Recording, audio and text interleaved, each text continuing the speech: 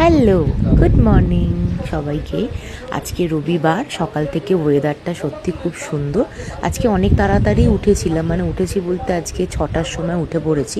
তো 6:30 পৌনে 7টার মধ্যে বাজারে আমি বেরিয়েও গেছিলাম। তো আজকে রবিবার বলেই বাজারে গেছি, কারণ প্রচুর ধরনের মাছ থাকে।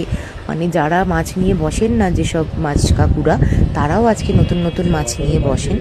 তো আমার একটা সমস্যা, বাজারে গেলে আমি ভিডিও করতে ভুলে যাই।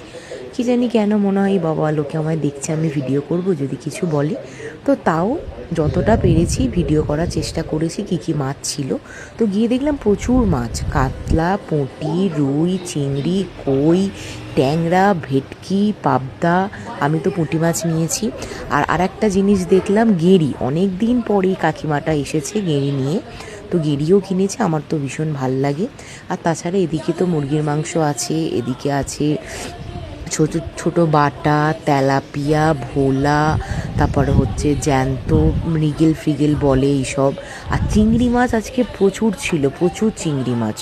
আর এদিকে ছিল হচ্ছে দিশি ট্যাংরা, ভেটকি মাছের কাঁটা, আর এদিকে পমফ্রেট, পাবদা, বড় বড় চিংড়ি, তোপসে, সেলে মাছ, মানে মাছের একদম পুরো